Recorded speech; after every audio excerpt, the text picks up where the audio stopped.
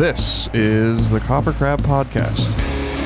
I am Chaney Crabb. I am Naveen Copperweiss, coming at you live. If you would like to grab merch for KoperCrabb Podcast, go to KoperCrabb.BigCartel.com. If you would like to grab Entheos merch, go to EntheosStore.com. That's right, we changed the URL. You heard it here first.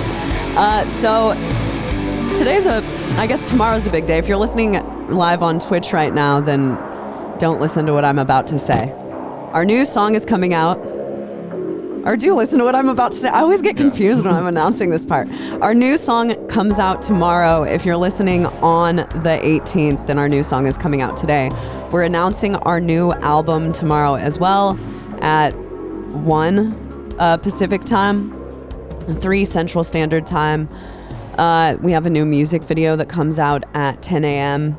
We are going to have album art, t-shirt, wall flag, hoodie pre-orders at EntheosStore.com. If you want to pre-order our vinyl records, then go to metalblade.com/Entheos.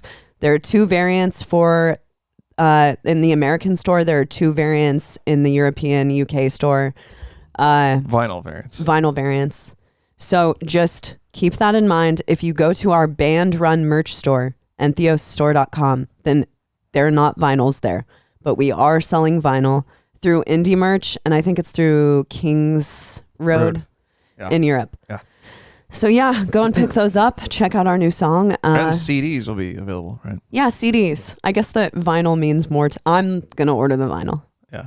So there are CDs. We're still kicking it old school. They're not digipacks. They're regular jewel cases. Oh, we were talking about that last week. Yeah. Whether or not it was a digipack. And then I saw like the layout, and it's a jewel. It'll be the first Entheos jewel case. That's right. So you heard it here first. Get your hands on that. Breaking news. Do you have that? It would take me too long to get to it. Oh my God. Dang. We're just really crumbling over here. Yeah, I know. We're falling apart. So yeah, go and check that stuff out. We're super excited to finally show you guys our album art. Finally, Jesus Christ, it feels like we've been talking about this album, or we have been talking about it since we started the podcast. That's sad. Literally. So 128 episodes we've been saying we've got an album coming at you. So that's 128 weeks, and we also quit the podcast for like 6 months. Yeah. One time. So it's been a while. Long time. But yeah, we're excited. Mark Lewis mixed it. Elleron Cantor did the art for it. Of course, Evan played bass on it. We did the drums with Zach Oren. We did the drums with Zach Oren. We shot our videos with David and Allie at My Good Eye. And yeah. We put a little teaser up for the new video today. If any of you guys want to check that out, or it'll be too late by the time this podcast come out, but one in which I'm covered in goo. That's right. And I was the goo tech. Naveen was the goo tech. The thing that you can't see is Naveen on a ladder outside of the camera pouring. Wait, what were you using? Like, I think it was a gallon jug with the top cut off. Yeah, just pouring goo on top of me for hours on end. It wasn't that long. But I actually came up with the goo recipe, if you can believe that. You did. Are we going to give it away? You had I don't a know if we complex should give it away. I was already giving it away today in the comments. Jeez, Naveen, you just don't hold anything back. People were like, what's the goo made out of? Is it pig's blood? I know, and I wanted him to think that. I wanted him to think that. That's not vegetarian. That's true, but it's metal. It's definitely metal. Yeah, dude. But I don't know. Would you agree right. to have pig blood poured on you? I don't know about that. That's disgusting. I read that comment and I was like, if this person knew me, they would know that was never gonna fucking happen. Crap. Yeah, right, dude. I would have stopped the video. I would have been like, no, we're not doing this. I'm not doing the goo. It's gonna have to be like cotton candy or something. Well, I figured out how to do it and make goo on the cheap and plethora of it. You did. So here's the recipe, and Naveen's gonna give it away. It's water. Actually, we had all this stuff. It's really cheap as well. It's water and xanthan gum and food coloring. That's it. Yeah. And it is not a recipe that I found on the internet when I searched for it at all. Yeah, those were expensive. They wanted you to use like corn syrup and shit. It would have been so expensive. I ordered some like theatrical blood for it. Yeah. So I spent more money than we needed to spend on it. I made it in a merch bin. That's right. So if you guys are like looking out there trying to make props for your music videos and stuff, then just know that you can probably make everything for really cheap by yourself and make it look sick. Get creative. But yeah, that was a good time. The video, it was fun. It was a while ago. It was a while ago, and I got super sick because I was the only one who was covered in this concoction, and I was like eating it. Like I was going in my mouth and I was swallowing it all night, and phrasing. Sorry. I know. Shaking his head. But yeah, so I like puked at the end of the night. Yeah. So just know I did it for all of you guys. I did it for the art. And it ruined your boots almost. I actually have them on and they're squeaking louder than ever, dude. I was telling Harrison, I know you don't know this reference, but there's like a SpongeBob episode where his boots are just like squeaking really loud. And that's my fucking boots, dude. There we go. So if you hear squeaks coming down the hall, it's not at night. It's not a ghost or a murderer. It's just me trying to get around. Yeah, no, I hear you walking around. It sounds leathery. I also want to know, that was the last time, this music video is the last time the earrings I'm wearing in the music video were seen. So. Oh, because you lost one. Yeah, rest in peace. R.I.P. So let's take a moment of silence for the earring that I lost. Yeah. Anyways. All right. Are we through the moment of silence? Yeah, it wasn't that big of a loss, honestly. Well, last week I decided to impromptu interview Chaney. Did we leave off where I needed to keep interviewing her, or did we? No, we kind of quit. But when I listened to it, I was like, "There's actually more. I want to go more in depth about some of these things." Yeah. But I thought that maybe we should do like a Naveen episode, and then we can do another, because we don't want to bore them with like the back-to-back. Chaney part 2. Yeah. We'll do that next week or a different week. We'll get a guest sometime. So do you want to start with your interview? Yeah, let's do it. All right. So Naveen, take me back. Actually, how far back are we going? I want to know, why did you start playing drums in the first place? Because my dad's a drummer. And we had a drum set up in the house. So he showed you how to play drums, so your dad's like super sick? He was like, hey, do you want to learn how to play a drum beat? And when I was 10. And I just said, yeah, sure, I'll learn how to play a drum beat. Why not? So did you already listen to metal when you started playing drums? No. I listened to music, though. I always listen to music my whole life. Yeah, it's kind of like me. Like, you listen to it. Like I had like a Walkman when I was like, I don't know, really young. I don't know if people remember those, the tape Walkman. Cassette tape player. And then you graduated, of course, to a Discman. Yeah. At that time, they were probably really expensive to have a Discman. Oh, yeah. Well, when did CDs start being made? Like back in the 80s? I think they were made in the 80s, but I don't think they were really popular or affordable until maybe the mid 90s or something. Like early 2000s is when I remember getting them. So did your brother also start playing music at the same time as you? Because we'll get to this, but people may not know that Sean, your brother, he plays drums still. He can play guitar. He was in Animosity, but he was also in the band that you were in before Animosity. Yeah. He had a bass pretty early on. Mm-hmm. He had like a little mini bass.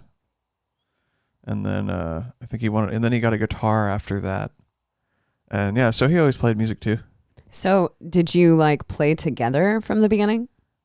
Yeah, we would like mess around and jam and stuff. And then, when I had been playing drums for like 2 years after I met Chase, and then we started. I think at first it was more me who played, and then Sean started playing music a little bit after. Okay. And then so your first band was? Me and Sean and Chase. Called? Regression. Right. And it was spelled like with an A. Like R-A. We were 12. Like raw aggression? It was like Aggression with an R in front of it. Oh, okay. I think we just spelled it wrong. What was your genre? I don't think there was. Well, so at first we were like punk, Like kind of. Yeah, like how does punk go? Yeah. Kind of a thing. Like. Could you play that well? What? What do you mean? The drums? Like, were you good at drums at this point? How is it sounding? So not trying to brag, but like, yeah, I had good feel.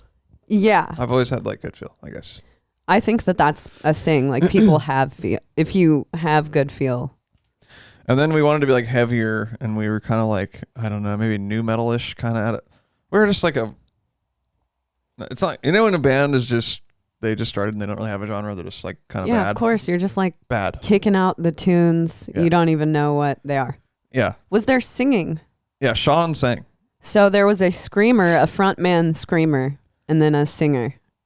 Sean was the singer and screamer. I think it was pretty much just screaming, basically. Wait, Sean screamed in this band? Yeah. For some reason, I thought he was the bass player. He was at first the bass player, and then I think he did bass and vocals, and then we got a bass player, and he moved to just vocals. Okay, so Sean was the front man. And how long did this band last? You guys played a show, though, right? This is what we're talking, like, this is a real band. It was like... Well, but you guys played a show. When little kids are, like, playing in their basement. Yeah, and your parents go, and they're like, oh, this is cute. We played... Yeah, okay, we did play a show, but I mean... I've seen the pictures from the show, so you cannot deny that this happened. We played... I wish I could hold them There up. was, like, a thing in Santa Cruz called Thursday Night Showcase.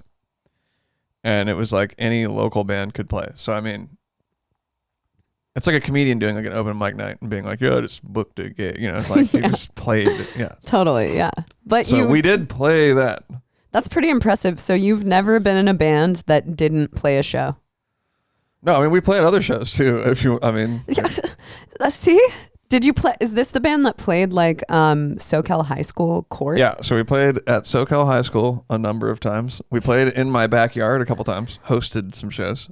Wow, punk. And, yeah, there was a bunch of local... True DIY. We actually lived right next to the high school. And so all the kids would like come out. And I think one day we like just played a show back there, and then all the kids just came. And I think we played like my birthday party or something like that. That's pretty sick. And then we played at the Vets Hall basement. We actually played that was a real show. That was like one of our only real concerts. Did you like open? Yeah. That's how you know it's real, when it's a concert. We opened an actual like big like punk show. Really? Who was it? MXPX? I want to say it was, I might be wrong, but I want to say it was Nerve Agents. I don't know them. And this other band called Tiger Army. Oh, I know Tiger Army. Yeah. Yeah, see, I'm just not hugely into punk.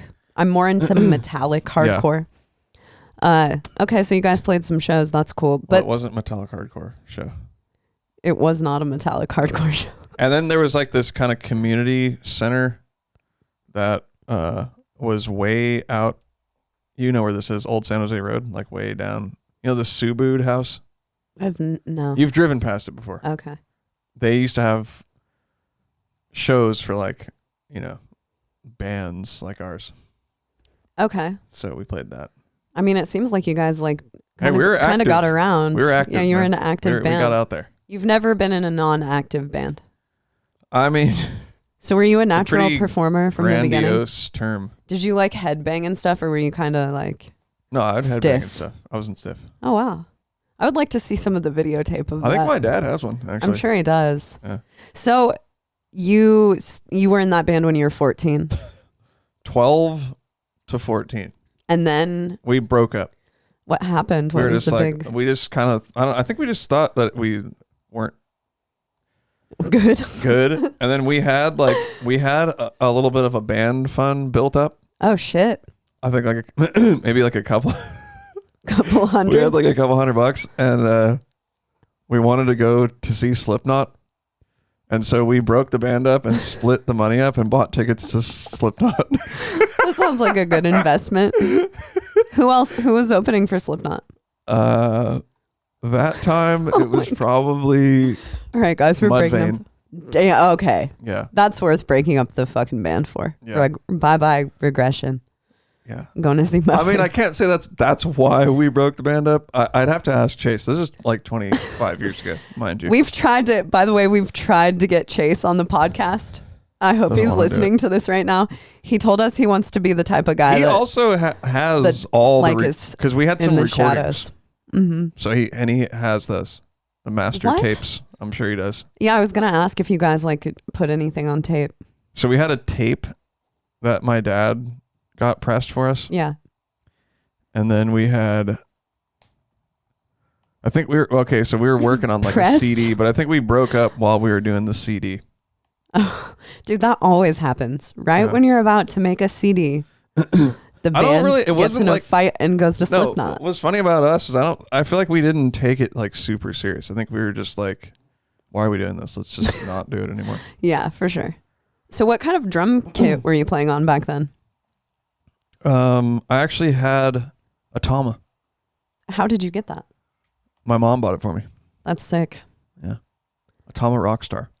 Is that the kit that eventually got stolen from you? No. Okay. No. I've had a lot of drum sets. I mean, you know me. I'm always wheeling and dealing. Yeah, you're always like changing stuff up as well. Yeah, so I sold that and then I sold that and I got a job at the Boardwalk, which is like an amusement park in Santa Cruz. Which can be seen in the opening scene of The Lost Boys. Yeah.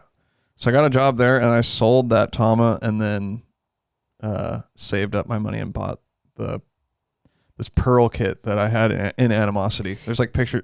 Actually, I just posted a picture of me playing it, and that's the kit that I had. Jerry Guzman posted some Animosity photos that must have been like at the very beginning of the band. Okay, so I met Sean was in the band. Yeah, that was in the beginning. So I met Animosity when I didn't meet them, but I saw them play a show, and I was probably like 14. I was either 14 or 15.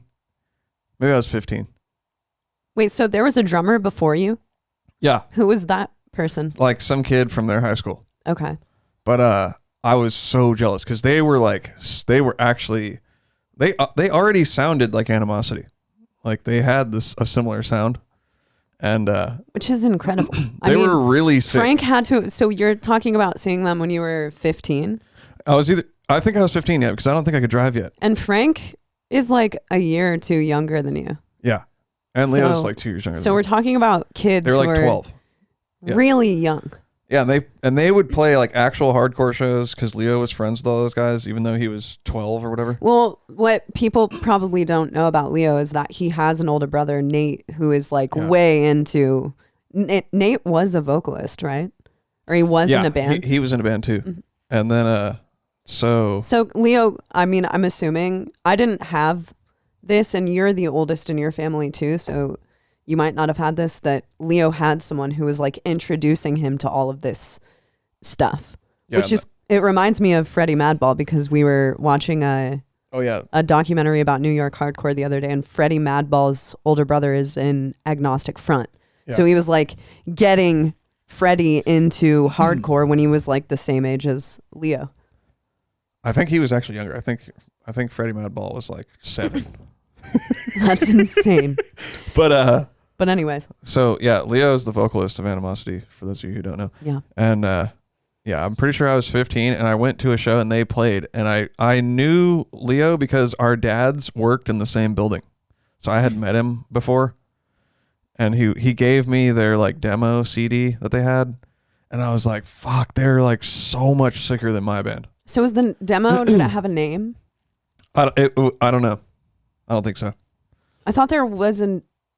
What's the name there's demos with me on them and everything. Oh, okay. For sure. Okay. But this is like even before that. Mm-hmm.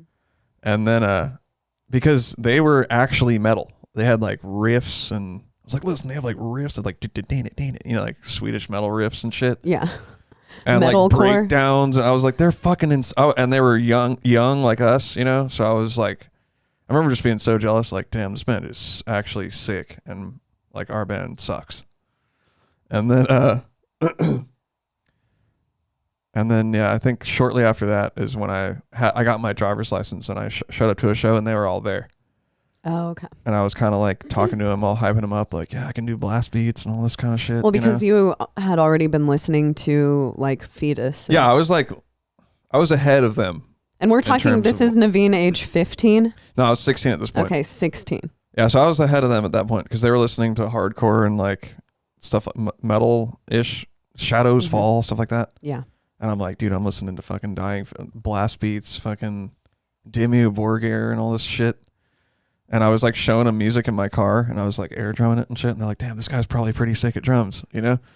And then they're like... Well, because people don't know that you air drum really well. Like your air drumming is as good as your drumming. Like it's incredibly precise. Yeah, it's legit. And at the time, I mean, mind you, I was doing a lot of air drumming back in the day. Right, yeah. And then, so they were like, yeah, do you want to like jam with us sometime? And I'm like, fuck yeah. And I actually remember, so I went to their practice and they were like all impressed because I had a cymbal bag for my cymbals. Like, look, he's got a cymbal bag. Dude. He's pro. And I used Frank had a drum kit in his basement. And I used that. It was like a PDP. Like wait, you brought in your own cymbals? I brought my own cymbals and maybe like, that might have been it. Oh my God. You would have, if I was that young and you did that at my practice, you would have blown my fucking mind. This guy, what? He brought in his own cymbals? And in a bag. Yeah, that's crazy. And then they were like, he's got a China cymbal, dude. Like they were all stoked that I had a China cymbal. Yeah. And they were like, and what was funny is, like I said, I liked the band. And then they had some songs already. Mm-hmm.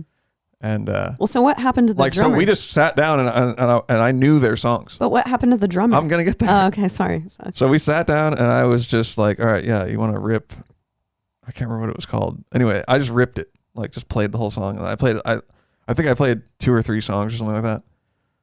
And I remember feeling like it was the first time that I had ever played with a band that I knew their music ahead of time. So like when we were playing it, I remember being like, damn, I'm like actually like I liked listening to it. So playing it and hearing it at the same time was like a new concept for me. Yeah. And it was so fun. I like remember that day in really good detail. That's awesome. And then well, what did you guys do? They were like, dude, so they kicked out the drummer to get me. Yeah. Okay. Yeah, because they were like, dude, he's so sick. Like we need him, you know. And then I remember after practice, they were like, dude, you got the job, man. Like you're in, you know. And I was like, yeah. And so they kicked out the other drummer, but I think it was all chill because he like wasn't that into it. You know, like, that's why they wanted to look for someone else. Okay, got you. So yeah, 16. That's where I was at. It was a fucking good time. But you guys only played like local shows for a while, right? And what? So you wrote music together in that time too? So let me think about this. Yeah, so I was 16, and then I think we immediately started playing shows a lot, and we would play in Sacramento too, because at the time we were in the hardcore scene. This was like before we were in the death metal thing at all. We would play metal and have death metal parts and stuff, but strictly hardcore. Mm-hmm. And so we would play at like Gilman, and then there was this place called Burnt Ramen, which was like this really small, incredibly small, like blown out venue in a really bad neighborhood. We would play there, and then we would play random shit, you know, high school functions and, you know, you name it type of thing. And then we would also, like a lot of the hardcore scene, people from Sacramento would come down.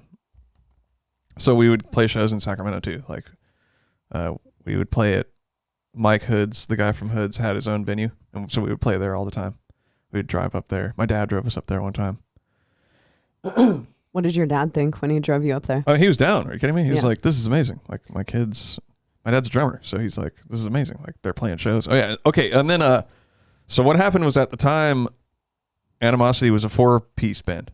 And that first day that I said that I tried out, Sean was there and he was hanging out, and he would always come and hang out at practice. And, they didn't even know that we were brothers. They were just like, dude, they just thought he was like my friend or something. And then Nick was the bass player, and Frank was the guitar player, and Leo was on vocals. And then they were like, Nick wanted to jump to guitar, and then they're like, dude, we'll get Sean on bass. I don't even know if they knew that he could play bass. You know, because at the time you just like throw your friend in the band. That's like how it was. Oh yeah, if your friend was hanging out at practice a lot, then they were just getting in the band eventually. That's how you 100%. got in the band back in the day. It was the best. Yeah. So Sean was on bass, and yeah, we would play shows. We recorded. So before Sean joined, we recorded with Zach Oren.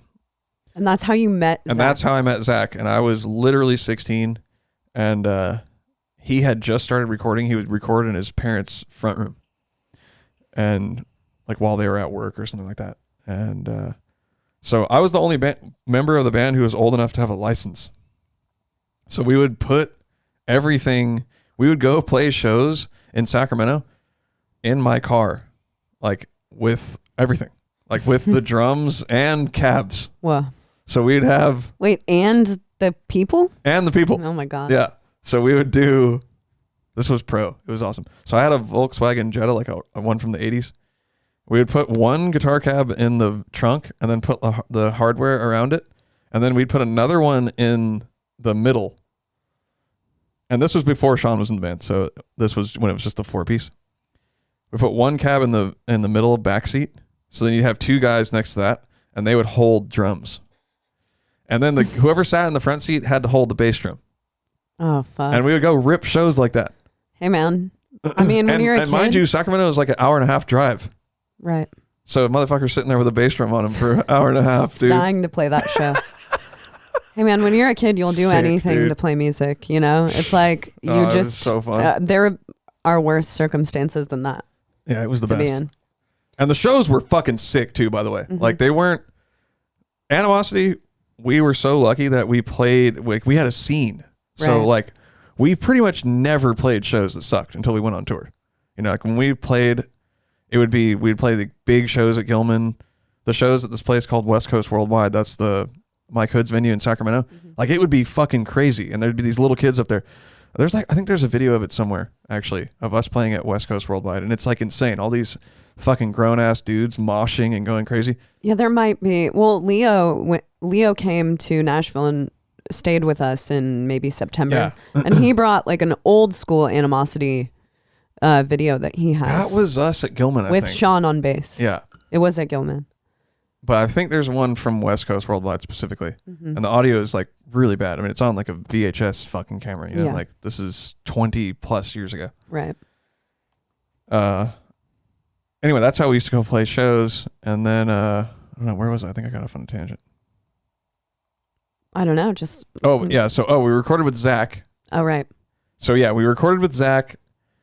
And then, you know, we were stoked. We were like, oh my God, this is so hype. Like, you know, we thought we sounded like Dying Fetus or something. And then we got Sean after that. Okay. So Sean was never actually on a recording. I believe he's on the first album, the Shut It Down album. Oh, really? Yeah. Whoa. Okay. That's the one with a picture of someone who looks like Nate, Yeah. but isn't Nate, apparently, throwing... It's like really terrible. Like the color scheme sucks and the whole thing like looks really bad. But honestly, it's the one I remember. I mean, I remember Animal. But I think it came out in like 2002 or wow, something. that's crazy. So Sean's on that little piece of Copperweiss history. Yeah. And then Sean kind of was getting out of metal basically and hardcore and stuff. Yeah, but was Sean still in the band when Chase joined the band? Or you guys, because Dan Kenny was the... For a little while. Okay. I think so. So... But maybe not. So I don't know, guitar guy, Nick is his name? Yeah, Nick quit because he was over playing metal, which is a shame because he was really good at it and he had a really cool style. And like Animosity, the like original style was him and Frank on guitar. They had been playing guitar together since they were like, they went to elementary school together. Oh, wow. So they had always played guitar together. And they had like a band before Animosity. Yeah, what was the name of it? Seafoam Green. Right, okay. Seafoam Green. When they were like 8 or so. I don't even know how old they were. I mean, who knows? So did your involvement writing guitars start after Nick left? I don't know. Because you've always played guitar as so well. I was like, oh, I can kind of play guitar too, you know, like I'll write some riffs for the band. And then that's just kind of how it started going with that. But then, so Sean got out of metal. Yeah, he was kind of getting more into the art community and all that stuff. And because he said he started to just, his heart wasn't there playing these metal shows. And Well, Sean is like a really amazing metal sculpting artist. And he was getting into that more, and which you guys should check out. SZK Metals. He's seriously incredible. Yeah. But he was getting out of it. He did that, and and I think we did like one. Yeah, okay. Sean was in the band when Chase was in for a short while, because we did our first like tour, and Sean was there. Actually, yeah, we did like a tour. Funny story. We did a little tour to Texas, and that's when we met Reflex. When I met Tosin and Evan. Oh, it was on the first tour you did. Yeah, I think I was like 17 or 18. And then Tosin was probably 20. Evan they were really young, 20. And they were in Reflex. They were mind blown. Are you kidding me? I was like, holy, what is this? You know, he's looping guitars and doing sweeps and all this crazy shit. Yeah, Tosin. And Evan was being Evan, like super sick. And their drummer was sick. I mean, it was the whole thing was like, fuck, this is amazing. Who was the drummer? His name is Vinny. Oh, okay. Yeah. I've heard about Vinny. So you met Evan and Tosin, and then you like kept we became friends, contact? like instantly became friends because, you know, we were just all kind of more musician-y type people. And, like I got Tosin's number and Evan's number that day, and like we became friends. We always stayed in contact. Wow, that's amazing. So, and then, Sean was there for that. Oh, really? Yeah, and he played also some other. And then we did after that. After we met Reflux, we would do random little runs with them, like in California, and like I said, random few day shows here and there. So you met Ash there as well, and is that like how, because Ash started as a booking agent? I don't even know if he was booking at that time, but maybe. We're talking about Ash Avildsen, who is the president of Sumerian, but okay, so he wasn't booking at the time, or you don't know how he? I really don't know. I'm assuming he booked. I think he actually was, but booking like on a small scale. And they had a fest that they would do in Virginia. Oh, okay. And then which Animosity played after that. Well, because he became your guys' booking agent. Yeah. Was it from that point forward? I don't know. I mean, we met him when we were super young. So he wasn't our booking agent right off the bat. Okay. Because somebody else was our booking agent for like 20 minutes. Oh, okay. His name was Crawl Space Booking. I don't even know. Shout out Crawl Space. And that's who booked us that tour, and it was with All Shall Perish. Oh, wow. And like a lot of the shows didn't happen. Yeah. And then, but one show did. I might be getting two tours confused, so bear with me, but it's around the same time period. We played, this was after that for sure. So there was two tours. There was the one, okay, it's all coming back to me now. Mm-hmm. We did one little run with Hoods, and that's when we met Reflux. Okay. And then the Carl Space booking guy booked us a little tour with All Shall Perish and this band called Radiation 4, and they were actually at a show of ours, that one that we played at the Glass House with Winds of Plague. Yeah, they were there, and I was like, dude. Whoa. I haven't seen them since then. That's insane. Yeah.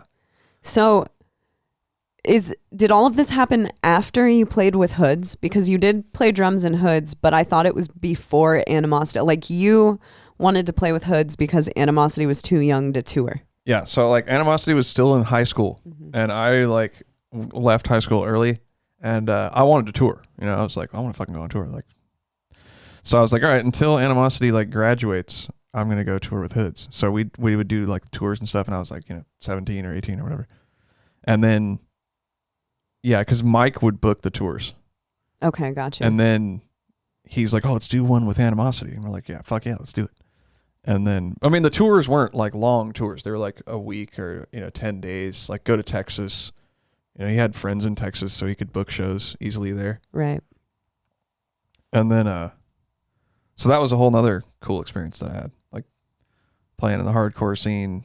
Was that kind of nuts? Because back then, like, there were like, it wasn't as tame as it is now. Playing music just wasn't as tame as it is now. There were like hardcore crews, and you know, they would go to shows and sometimes shit would be started. Yeah. And I mean, Hoods is like a legendary hardcore band, so nobody's like gonna fuck with Hoods at that time. Yeah, for sure. So it was all good. It was fun. It was great. That's awesome. And then Animosity starts touring. Yeah, and then you quit Hoods. Once Animosity picked up, you know, I was like, okay, I'm gonna go do Animosity full time. That's what I wanted to do. You know, that was like my band. I wrote a lot of the music and stuff like that. But yeah, so we did the little run with Hoods, and then we did the run crawl space booking, and it ended in Texas where we played this epic fest, which was super sick. Like Cephalic Carnage played, I want to say Dying Fetus played, Into the Moat, pretty sure Psyopus played, like all the bands that were like in that kind of level of big at the time. Totally. That band Macabre played, like all kinds of metal and underground hardcore-ish bands. And the promoter, like, it was in a Walmart, like an old Walmart that they just like painted the walls black. Oh, that's sick. And the promoter just bailed and didn't pay anybody. Yeah, it's classic. It was sick. Did he get chased down? I think he did get chased down. That's what happened. Yeah. You fuck around and find out. But nobody got him. Like, he got away. He evaded. Yeah. 1,000 or 100 metal No, Dying guys. Fetus definitely did play, actually, now that I remember it. And because a guy like drove out of the parking lot and like crashed into a curb.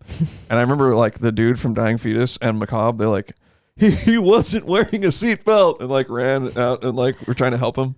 Was he okay? I think he was fine. Hopefully he lived. Yeah. Like he just crashed into like the median. Like it wasn't a big deal. Oh. That's why, and we were like in the band, we were laughing about it for like a really long time.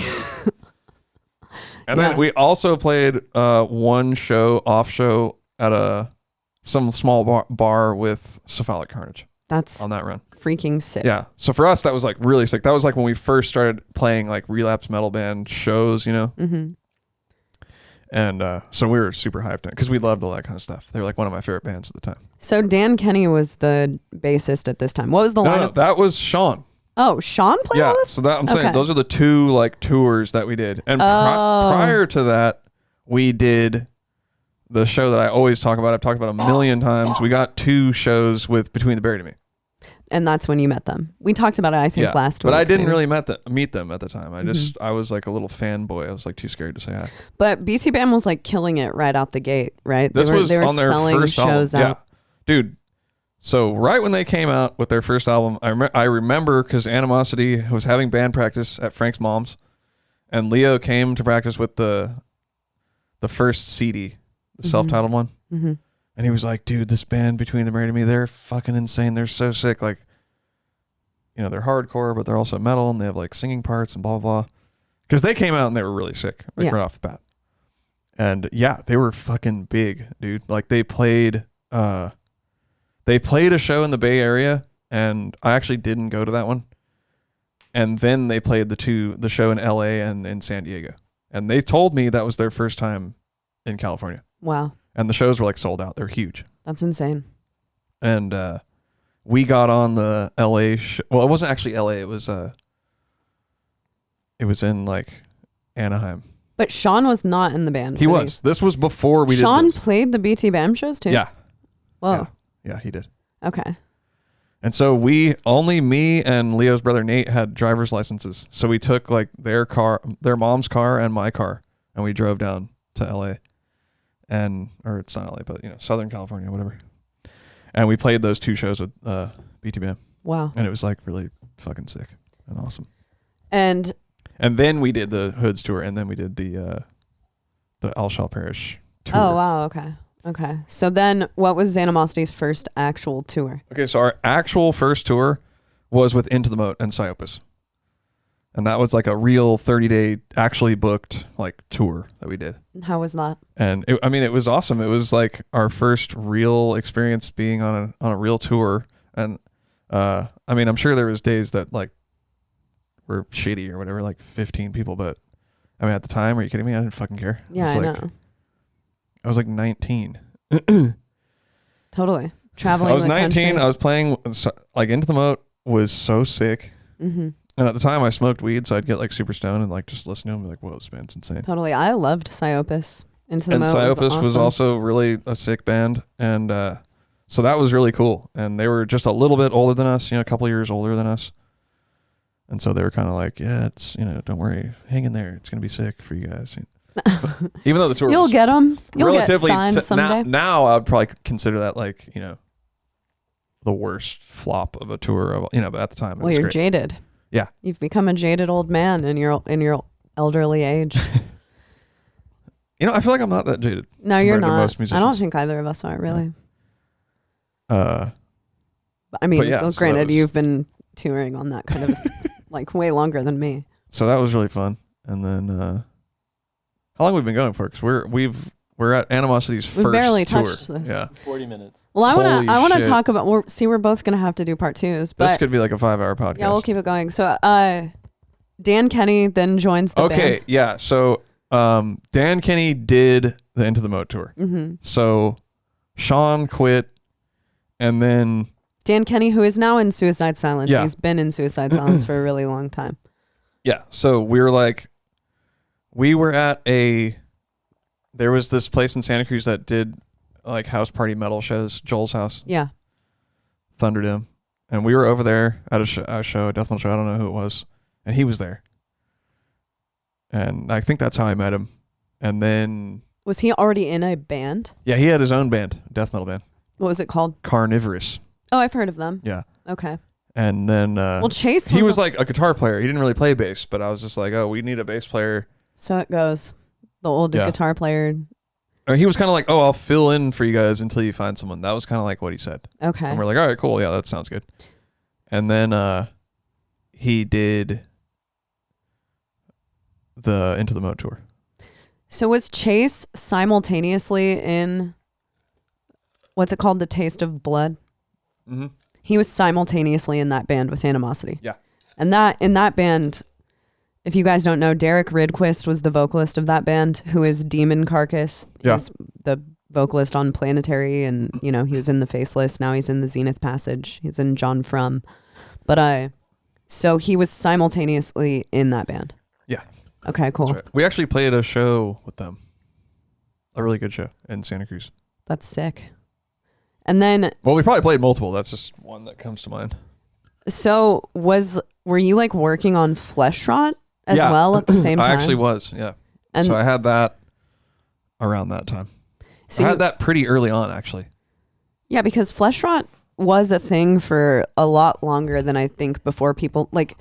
You didn't just do that record with Johnny. You had songs up on MySpace. That's how I never got like way into Animosity, but I became a huge Naveen fan before I knew you because I was into Flesh Rot. Like it's one of our mutual best friends, Dustin Miller. So Dustin, who did he mix Dementia Dyslexia? He mastered it and kind of co-mixed it. Yeah. Okay, so Dustin, who is from Des Moines, was one of my best friends, is one of yours, showed me, I think, maybe I heard about it, but anyway, around that time I just knew about Flesh Rot. So I remember the tracks when they were instrumental. Yeah, so I started that band with Nick Gauthier, who we did an episode with him, actually. Yeah. One of the earlier Way back episodes. in the day. We started it because Animosity lived in San Francisco and I lived in Santa Cruz. So that's like an hour and a half drive. So I only saw them on the weekends. And like during the week, I'd be hanging with Nick and, we're listening to metal and all that stuff. And we're like, let's start like an old school death metal band. So originally it was supposed to be kind of more like old schoolish kind of. Which is It would funny. be popular now. Yeah, it would be popular now than what it was. Which is funny because it totally became something that's 100% not old school. It's almost new Yeah. school. Yeah, so it started off more like old Cannibal Corpse and stuff like that. Mm-hmm. And then I was like, yeah, and I'll play guitar because I wanted to play guitar in a band. And so we tried out some drummers and stuff, and then like no one was really cutting it. So I moved to drums, and then Chase played guitar, and Nick did vocals. So we actually played one show like that, but we would practice every week. That's sick. Yeah, so we would practice all the time, and then we made I made a couple demos, like just with friends who could record. Chase made a demo because he was taking like a recording class, and that was one of the songs that was on MySpace. I thought that you were... Okay, well, That makes sense. When did you... It branches out more, though. I'm asking about this because I think that you should probably say when you met him. Like, weren't you going to track with Keane? Yeah, okay. So, here's this. This is a good point. So, we go down to Ventura. Animosity does. Yeah. So, this is later on. I believe that Dan did like 3 or 4 tours with us, but we toured a lot when we first started. So we did Into the Moat, and then pretty shortly after we did Origin and Malevolent Creation. And then we stayed on tour. Like that was like a 2.5 month thing. You know, when you first start, like, let's just fucking tour for like 3 months. Yeah. And so we did that tour, and then we stayed out and did a tour with... God, what's the band called? They have a cool name. They're from Canada. Well, I don't know. I think it starts with a D. Just the name's escaping me right now. I'm trying to think. The Plasma Rifle, it wasn't them, right? Ion Dissonance. Ion Dissonance. Ion Dissonance. Okay. So we got a little that tour doesn't start with a D. I would have guessed that. So it was a tour with Ion Dissonance and Look What I Did. Oh, that's really weird bizarre. lineup. Yeah. And the tour like fell apart and everybody like went home. And then somewhere in there we had a little tour with Curl Up and Die. I don't know if you remember that band. I've just heard of them. Yeah, so it was like just this crazy, stupid, long, like we did Origin and then did that, and then I don't even know why we did it. Just stupid kids.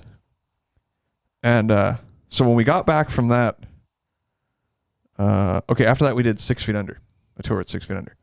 And on that tour, I had met, before that, Job for a Cowboy would like open shows that we would play. Like they opened up the Origin tour. They might have opened up another one. And we were like, damn, that band's pretty sick. And I was like, oh, I'll ask that vocalist if he'll do vocals for my other band. Because I thought he was a sick vocalist. Mm-hmm. So that's how we kind of became friends. Okay, gotcha. And then they were on like a week of the 6 Feet Under tour. I might have asked Johnny on that 6 Feet Under tour. Was Something like that. Before they got big? No, they were pretty big. They were not as hype when they were on the 6 Feet Under tour. They were on like a week of it. That Scream hadn't come out yet, or what? I don't know. It had for sure, because we had the first EP like really early on. Mm-hmm. So we did that. I'll get to that later. This is gonna be a 5-part. Yeah. So we anyway, I'm like talking to Johnny about doing vocals on my other thing. I had like a few songs that are on the album. And I think I was 20 at this point. Yeah, I was 20. And he's like, oh, I know this guy in LA named Michael Keane. Oh, Johnny introduced you to Keane? Yeah, he's like, I know this guy named Keane. He's like this kid who records. He's super sick. He wants to record Flesh Rot. Like for free. Mm-hmm. And I'm like, okay, sick. Let's do it. So I was like, you know, it's perfect. We're going to play a show in Ventura with Reflux. And I'm like, all right, I'll drive down by myself. We'll play the show, and then I'll go meet up with this Keane guy. But first, we had to kick Dan out. Oh, no. Because we had already decided that we wanted to get Evan on bass. Which, I mean, because Reflux broke up. Reflux broke up. Tosin wanted to go to music school. So we were like, oh, they broke up. We're going to get Evan. Fuck that. You know, he was already our friend. He's super cool. He's the sickest bass player. Not to interrupt you. This was before, well, I am interrupting you. This was before the self-titled was written. This was before Animals as Leaders was Oh, dude, this written. is way before that. Okay. This is when he went to school in Atlanta. Because that record came out a long time before it started catching on. I remember hearing it way before people knew about it. It came out in like 2006 or 7. Mm-hmm. This was probably 2000. Well, like I said, I was 20. So this is 2005. Okay. And then, so we play the show, kick Dan out, you know, and then the band rolled back up. Well, they were like, well, Naveen, you got to kick him out with us. So, well, I was like, well, we have to do it after the show because I'm not riding back with you guys. So we play the show, we get together in a group, kick him out, and I'm like, all right, see you guys later, you know. And then Oh my I jump God, in the that car. Sucks. What a bad time to kick someone it was out. whack. And then It he sucked. drove back with all of them. Like, he drove back. I got the fuck out of there. jeez. So I went and met Keane. Right. I go to his house. Well, Dan got a good end of that deal. He got a good into the. He's in a still band. playing music. Yeah, he's still playing music. So I go meet Keane, and I'm like, you know, he was young. He was younger than me. He's probably like 18 at the time. Mm-hmm. And he's like, oh yeah, you want to? I meet him. I bring my drums in and stuff. I'm like, dude, this guy's got like a studio. It was like so inspiring, dude. It like changed my life. I was like, okay, he's got a studio. This is really cool. He's like, yeah, you want to hear my band? I'm like, yeah, for sure. He plays An Autopsy. Oh my God. I'm just like, I love that song. That's my favorite Faceless dude, song. I was like mind fucking so blown. I was like, it sounds like death metal with like Meshuggah in it. Like it didn't have vocals or anything. Keane and came I was along. like, he records it himself. This is sick. He doesn't even have to go to a studio. Like it was unheard of. I mean, Keane did change the game. Dude. He really changed the game. I feel like he doesn't get enough credit for all of that. He changed the fucking game. He changed the landscape of metal. Dude, he changed my life. That day, I was like, I'm gonna do this. This is what I want to do. That's like why we have a studio.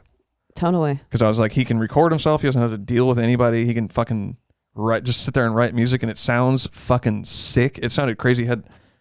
He knew how to sample, replace the drums and shit. I didn't know what that was. You know. I wonder how he learned. We should have Keane on the show. He's told me. He and I have kind of talked about it before. We should have him on the show. I would be interested to know how he learned about all of that stuff, because it wasn't readily available to learn about all of that like it is now.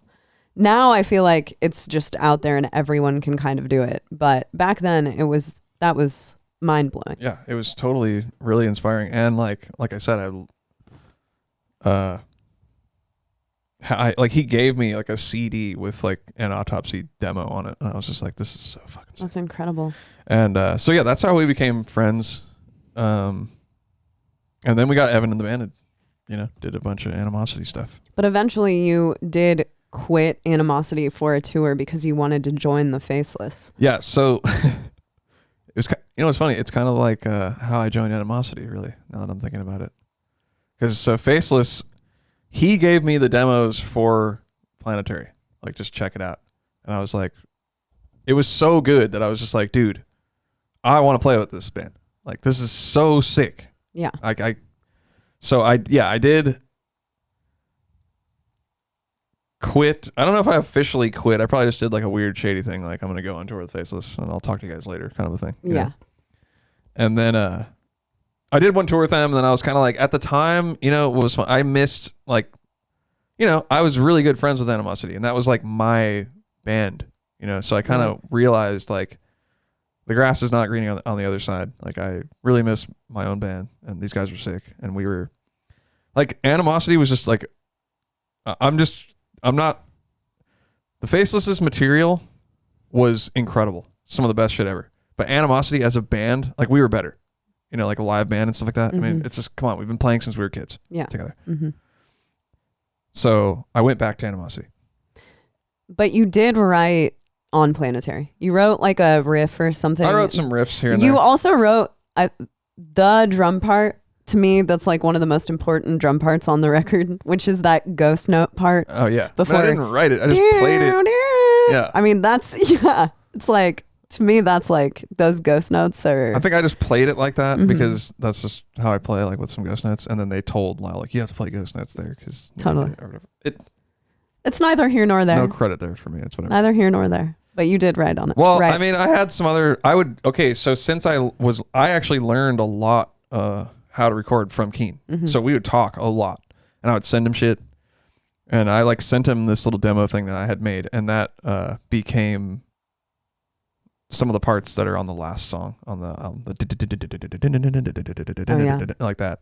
Well, I do feel like when Flesh Rot came out, a lot of people were like, this kind of sounds like the Faceless, but some of those parts were kind of Naveen. I mean, I think we inspired each other. Totally, like exactly. We inspired each other. He had Flesh Rot really early on. And I had Faceless really early on. So I mean, I think I think we've told each other that. No, yeah. I mean, you're still to this day very influenced by Keane, and I think that it's the same vice versa. Dude, like I said, he taught me how to record in the beginning. Yeah, like straight up. Mm-hmm. I was like, how do you use like drum kit from, how do you do this? Like, what the fuck's MIDI? You know what I mean? Like, Totally. he told me what that is. Totally. How to quantize something. That's amazing.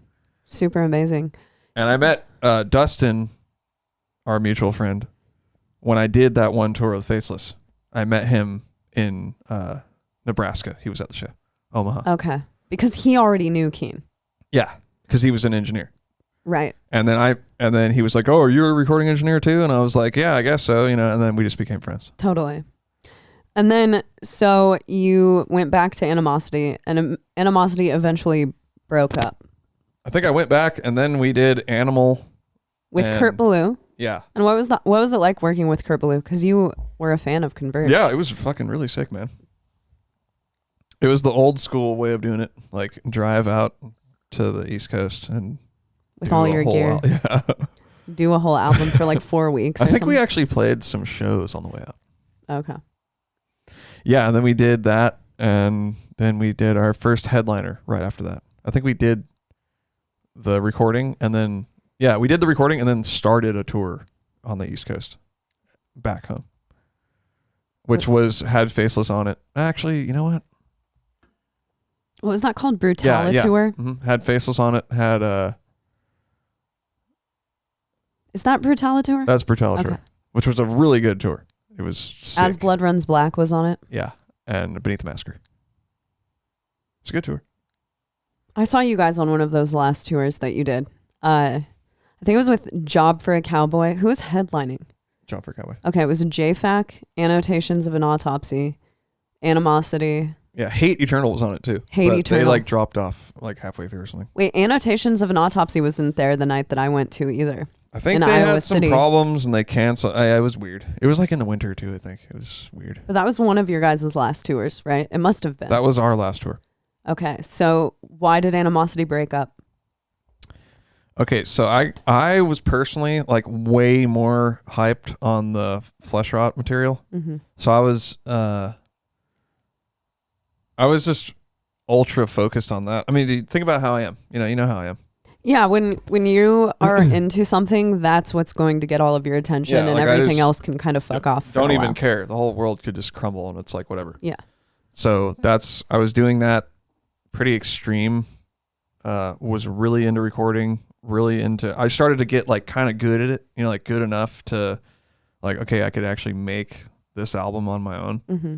And so I was like really hyped on that. And then of course, had some problems with some of the members of the band. I'm not going to throw anybody under the bus, but there was inner problems. As there are when you're 21 years old. Yeah, so basically 22 years old. You guys are probably burnt out to a certain extent. Yeah, sort of burnt out to an extent. And then like Leo was kind of more of the mind of like, I mean, they're doing this like hardcore full time, or I'm going to go to school. Mm-hmm. So he decided to go to school because it's like we weren't really doing anything. The focus was just elsewhere. And then, so he went to school, and that was that. The band just broke up. And you worked on Flesh Rot in the meantime while you must not have been off tour for very long before you went on because I saw Animals as Leaders on the first tour, I believe, that you guys did, which was like an opening for BT Bam for maybe a week or two. Okay, so Animosity broke up in November 2008. Mm-hmm. I finished Flesh Rot in June. And then I started talking to Tosin around that time. And we did that tour in November 2009. And so it was 1 year exactly that I had off. And like we were saying, the Animals record, that first record came out in 2007. Yeah, because we had it in Animosity. Yeah, and it was like mind blowing, but it was kind of a slow burn at the beginning for Animals. Like, I don't know if it was because, I remember Tosin was playing with Born of Osiris. I remember hearing about that. Well, you know what's hilarious? So we were going to do Animals earlier on. Like I had talked to him like right when Animosity ended. And I was like, let's do it. This shit's amazing. Like I'm down. And he was like, yeah, I think I'm going to join Born of Osiris for a while. And I was like, dude, why would you do that? Like, you're insane. Like, you're going to be the biggest fucking guitar player ever, you know?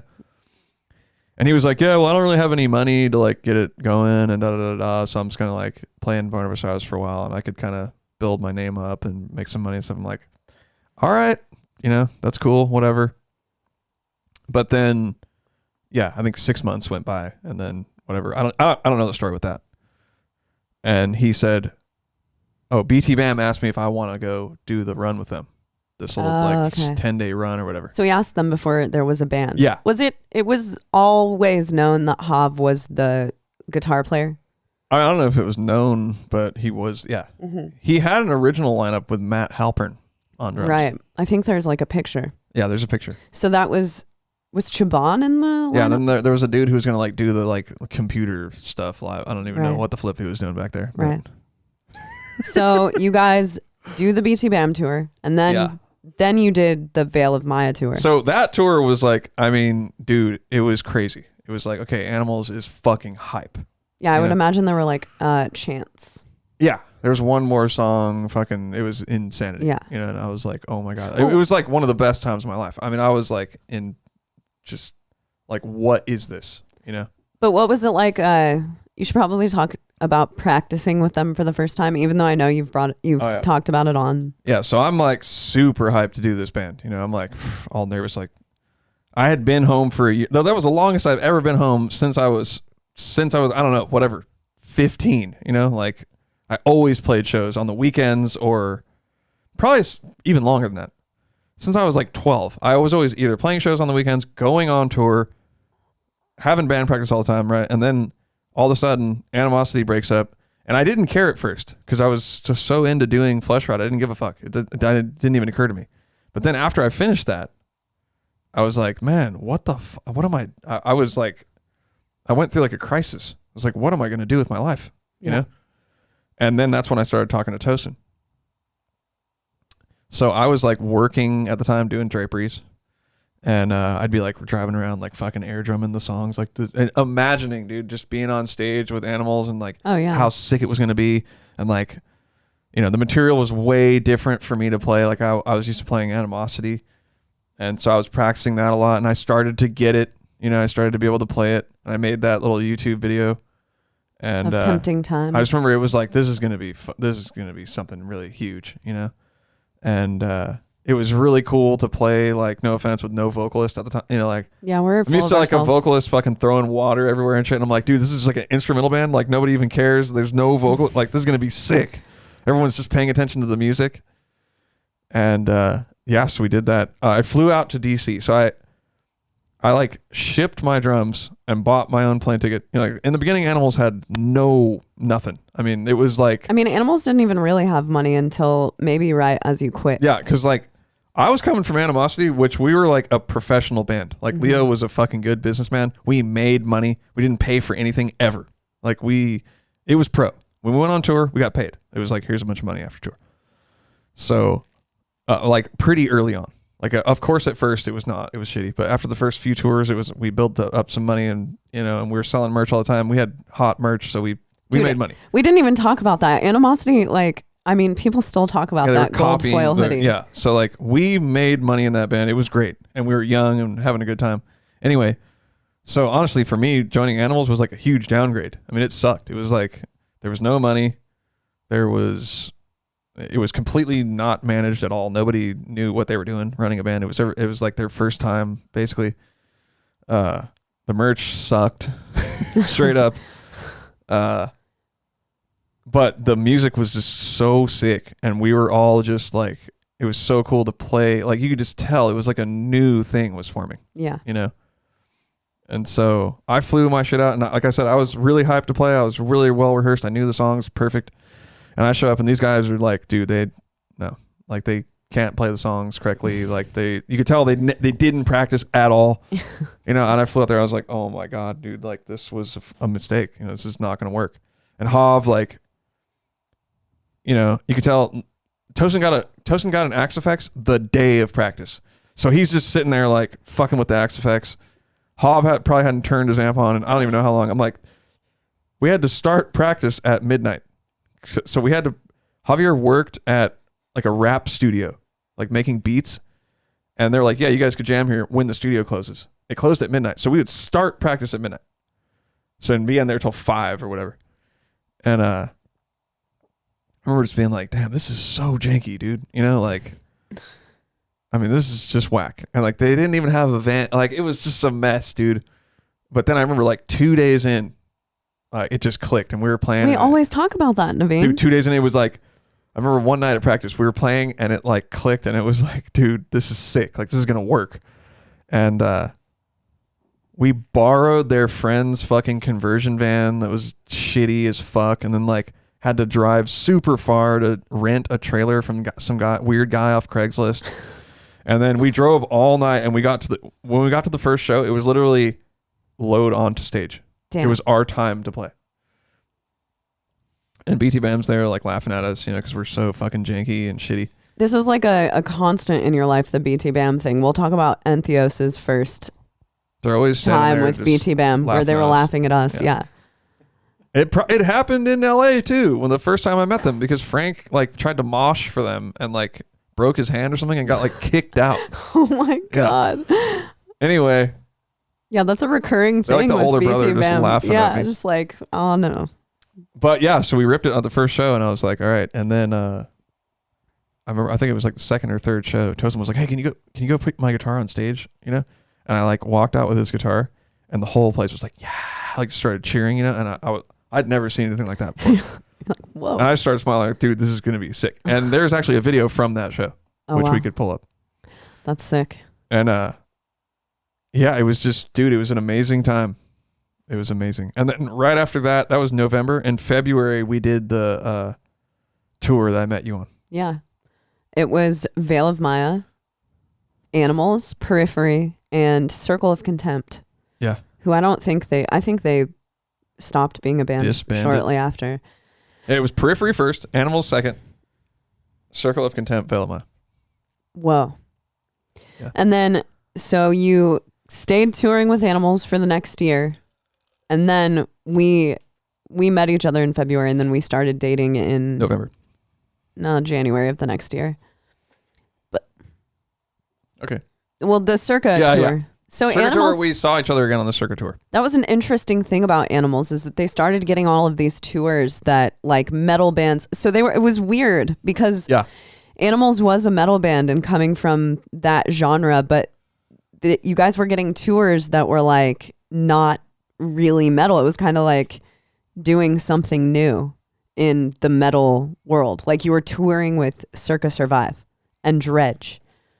Yeah, they started getting because there's no vocals, bands in all sorts of genres would listen to them. Yeah. And they'd be like, wow, this band is like, the band was so different that it was novel. Right. So you could put this band on your show and be like, oh, look at how cool we are. We have like this insane band opening. You know, it had that novel quality to it. Yeah. Not to diminish the music, but it just was so sick that it became a novelty. Oh, totally. I mean, it was just like unheard of. Then now there are a lot of clones of like both Periphery and Animals and the Faceless. And, you know, we're used to hearing this kind of music. But when that fucking band came out, it was I remember my cousin showed me Animals.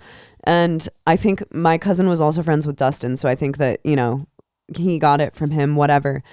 And I remember listening to Animals for the first time in my cousin's apartment. And it changed my fucking life. I was like, 100%. This is like a metal band that's just doing something that I can't even... It sounded like Aliens at first. It sounded really alien and just so fresh and new. Yeah. So it really, you know, was a change in people's... I remember when I first actually jammed the Animals album, and this was like when I lived at my mom's house, and I didn't live at my mom's house. I was at my mom's house visiting. I remember this day. And I was listening to it in my car. I remember just being like, I texted Tosin, and I was like, dude, I can't believe I know you. Like, this is so insane. Yeah. Like, how did you make this? Truly. You know? So yeah, it was really fun. And then I don't know, it became kind of not so fun for me after a while. And I wanted to, like at that point in time, you know, we were talking a lot. I was getting way into electronic music production and stuff like that. But we all lived together. So after Naveen and I started dating, you lived in the Bay and they lived in DC, and you all planned on moving into a house together in LA to like have the band together in one place. Yeah. So you guys got a house in LA, and then like a month after I moved to LA and lived in the house as well. So the entire year of 2011 was like Animals was on tour, and we would find ways to have me on tour. Like I did merch, and I did like, I was booking lessons for them and stuff, just because like we all kept the party going. Like the entire year was like a party and just us having fun, and Animals wasn't making money. I remember on that first Animals headliner that I did merch on, like the first time you guys got paid, I think it was like a week into tour, and we were parked outside of a mall, and everyone got like maybe $1,200. And I was like, I got paid. I'm going to the mall. We got some new shoes and shit. Freaked the fuck out because we had all been living in a house together, so broke. Like we would find like alcohol specials so that we could go to open bars between 7 and 8 at night and be drunk and dance and party, but not have to pay for anything.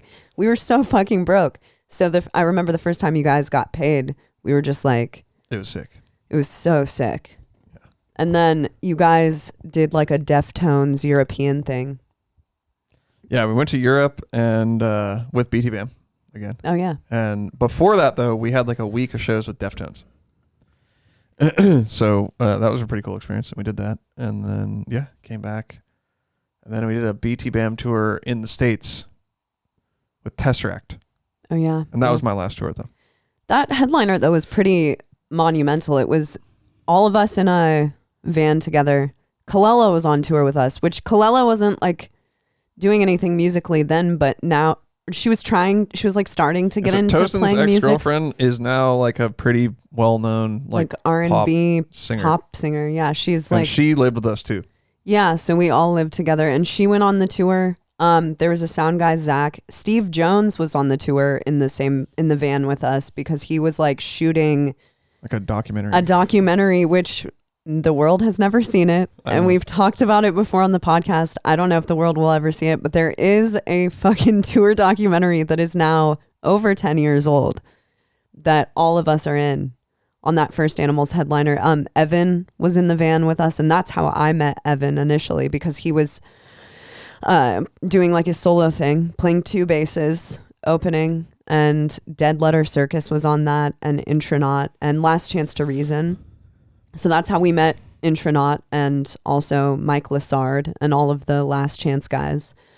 And yeah, then I guess after that you decided to quit. That's what I do, man. Yeah, you wanted to. So yeah, like I said, I was getting really into electronic music production and stuff like that, and when I get into something, I go pretty hard. And I was just kind of like, fuck, man, I've been touring forever. This is kind of losing its luster for me. Kind of over it. And yeah, that's what happened. And then I did the electronic thing for a while. I started to like play drums and do electronic music, but then I was just like, this is dumb. Why am I doing this? It sucks. I missed like playing metal and being... I missed playing metal, and then that's when we decided to start Entheos. Yeah, and we kind of talked about it last week because this is like where our stories obviously converge. Yeah. Completely. Not just us dating. We'd been together for like 5 years before we started the band, but our musical paths converge at Entheos. And you know, like we said last week, Frank was trying to record Realms of Vision with Naveen, and Evan had just quit the Faceless. Naveen wanted to play metal. I had just put out that Veil of Maya video. So everything kind of lined up. Naveen was like, yo, Frank, don't do Realms of Vision. Let's track an EP. Yeah, like let's make some Animosity type metal again. Yeah, and we like just wanted to make a demo with each other. Our only intentions were to play some shows together. Yeah, we didn't really know where it was going to go. I mean, we kind of knew it would be a real thing, but... Well, I think that once the band was announced, it just kind of got some hype, and we got we started getting like tour offers and offers to sign a contract for a record deal really early on. And we're kind of like, oh fuck, maybe we should like run with this a little bit. And so we, continued to do that. And since then you've played drums on a lot of other stuff as well. Yeah, I started getting studio opportunities. I mean, this is 8 years ago that the band has started. Yeah, so a lot of shit has happened in between then and now. I know. It's almost like, let's think about it. It's pretty much everything that I said up until the start of Entheos. It's about the same amount of time. Yeah. So Entheos is like by far the longest band that I've ever been in. Well, it's not true that it's the same amount of time because I think you started playing in Animosity pretty early. I think it was like actually a 14-year span that you're talking about. Well, yeah, that's true. Because I think I was in Animosity for, let's see, I joined it when I was 16. And then we broke up in 2008, so I would have been 23. So about 7 years. Mm-hmm. We're just hitting that now, I guess. Yeah. So yeah. That's pretty much I the think story that was right a pretty good interview. We didn't get into... how long are we at right there? I'm sure there are 15. questions. We didn't get into certain things like why you're... I wanted to ask you this right off the bat because people probably want to know this. And I and friends of mine kind of assumed that you were not American because of your name. So do you want to explain why your name is... I think I've already explained it on the podcast. Well, this is the Naveen interview, times. so you have to Because my parents were in the Hare Krishna movement, and so I got a cool Indian name. But that's your first name. Your last name is a Polish name. Oh yeah, my last name actually, the name was KoperCrabb. But they just spelled it wrong when my grandpa came through Ellis Island. And he just rolled with it. He's like, okay, whatever. I'll just roll with that. He's like, that's more American. Yeah, he didn't really care. So yeah, I guess. I don't know if I think of anything else to ask you, Naveen. Yeah. That's pretty cool, talking about all that stuff. But yeah, within all that, there's also, stories to be had. That's the thing. There are a million within stories. Each subcategory. We're glazing over a lot of it. That's how I felt when I went back and listened to my own personal interview. I was like, dude, we just glazed over. Like now people are going to think I only listened to like Slipknot and then Bleeding Through, Like I listened to all kinds of shit. Yeah, I mean the musical history is like something else that you could talk about. Just like, okay, I was listening to this, then it led to that, da-da-da-da. Well, I was wondering if we should talk about on one of these episodes like our most influential albums. I'm down. I was thinking that the podcast might be kind of cool if we like actually talked about stuff. I was thinking that too, like had topics instead of talk about dominoes for 20 minutes straight. That sounds good though. Oh my God. You can have both. That's true. You can have your dominoes and eat it too. Well, maybe we should just have a segment that's like, see, I wanted to have segments. That's what I thought would be cool. Yeah. All right. Well, come up with them. Yeah. Have like a little segment. It'll have like a little. You know what we need to start doing is cutting clips. We've been really bad about updating our social media. We suck. Well, you know why? It's because so much shit has been going on with the band. This is what I've been doing for the band in the last week. Designing a ton of like content, social media content shit. I did a playthrough. If you guys haven't checked out my playthrough.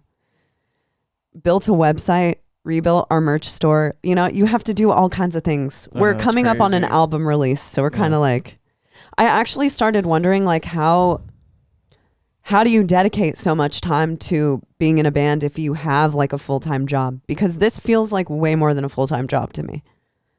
We used to do it somehow. Yeah. It's insane. But it's amazing people who do that. But are there questions, Harrison? Yeah, we got a few questions. Cool. We also have a caller. Oh, we have a caller. Is it caller? It is caller. Let's just take him on the Twitch thing. Caller? Yeah. On the post show? Yeah. Okay. We'll take him on the post show because we're already at an hour and 15. Should we just save the questions for next week?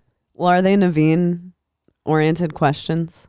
Yeah, a couple of them. All right, let's just ask the Naveen ones. Well, I don't know. Just ask them all. Jesus Christ. All right. Josiah asked, I want to know how Animosity came to work with drum corps, and I'm curious if Entheos is open to similar sort of collaboration. Yeah, okay. So let's think about that. Aaron.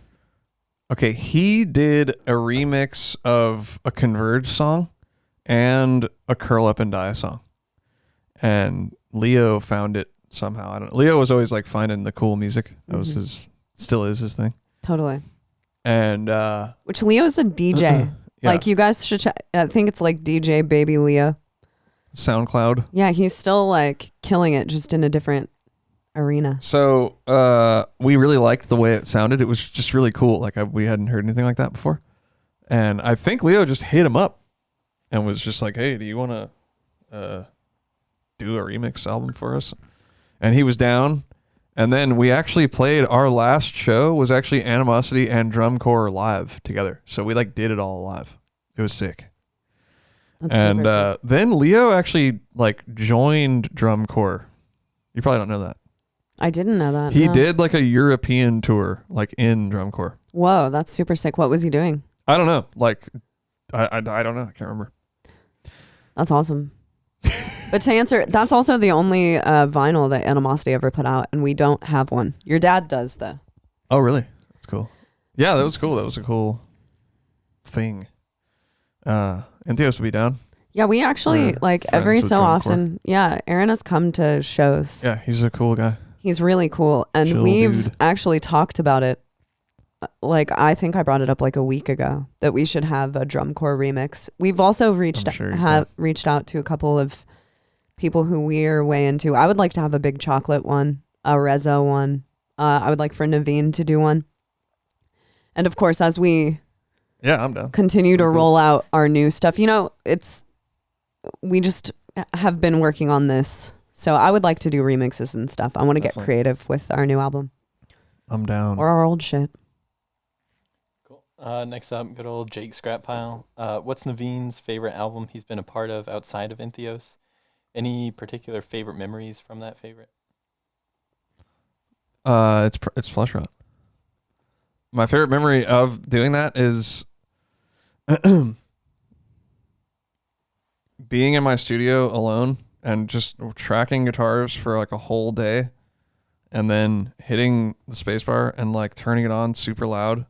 And just jumping up and down like, this is fucking insane. And no one being there. And I'm just like jumping up and down like, yes, this rules. Yeah, that record rules. I totally remember that. It was actually the song Programming the Herds.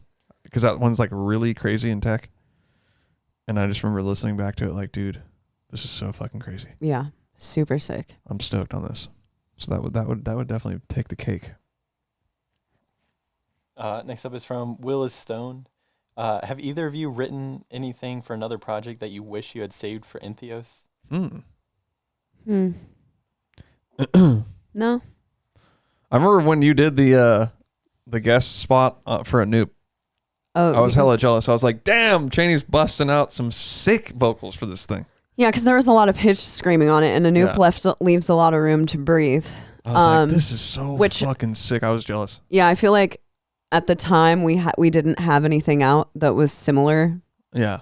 Or like had the same vocal style on it. But on our new record, we've kind of like righted all our wrongs, I guess. Yeah. Like we've upped our game a bit. So there is a ton of that kind of shit on Entheos now. So, I mean, honestly, I think everything's in its rightful place. I agree. Yeah. None of that. Honestly, Entheos wouldn't exist without all of that stuff. Yeah. Because think about it this way. It's like one of the reasons that we were so confident that Naveen and so stoked that Naveen could write the album that we're announcing tomorrow is because of Flesh Rot and because of how much I liked Flesh Rot. And I knew that like that album is one of my biggest metal musical influences. So without that, would Entheos be what it is now? Probably not. It would be, so all of it is kind of like a stepping stone to get to the next thing. And I think that all of that stuff is super necessary to be where it's at. Progression. Yeah. Mizzle Pizzle asks, what does Naveen remember most fondly about the video shoot for The Black Page by Animosity? Well, that was at Leo's house. Yeah. His parents' house. You know what's funny? The thing that I remember the most about that is that I remember they had like a nice like faucet and it got like bent completely over. Oh my God. We were like, oh no, we bent the faucet. And that kind of cracked me up. Another funny memory is they were out of town. So like when they saw the video, they were like, what the fuck? You did that in our house? Like I'm pretty sure they were like appalled by it. So Naveen, how did the drum twirl come about? The infamous black page drum twirl. It was just something off the top of my head, dude. I didn't even know. I just thought it was something stupid. For the record, I try to get him to do it all the time. Not behind the drums, but like when we're in the grocery store, like, I'll be like, Naveen, do that twirl from the black page video. It's downright embarrassing. And I'll also be like, dude, we got to jam, Naveen. So I like to quote that video and razz him a little bit. That video's sick though. Like Derek Ridquist, isn't it? Yeah, people don't cameos. Yeah, there are a bunch of cameos. He was like, "Hey, let me get a cameo in the video." Oh yeah, he needed it. Yeah, that's sick. You look really young. The hairstyle, I think you could have done something with your hair that day, but. Oh, it was like when I cut my hair. I had long hair before that. Didn't you have like a Julius Caesar that type? No, I used like a shaggy do.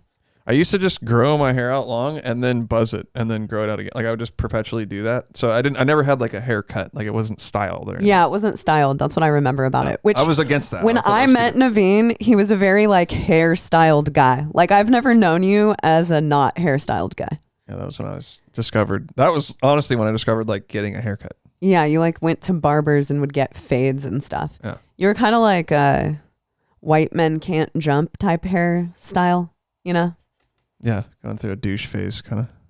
A douche phase? A douchey phase. I like that haircut. I'm just kidding. What's this one? It's kind of douchey. Still in the phase. Yeah.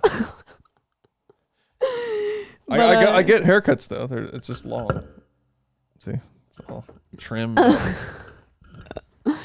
Yeah, your hair's looking good. But yeah, that was my big takeaway from the video. The spin. Yeah, we also actually watched. I regret it hardcore. There's another Animosity video that no one ever talks about, and it's the subway one. Yeah, we played on a subway. What song is that?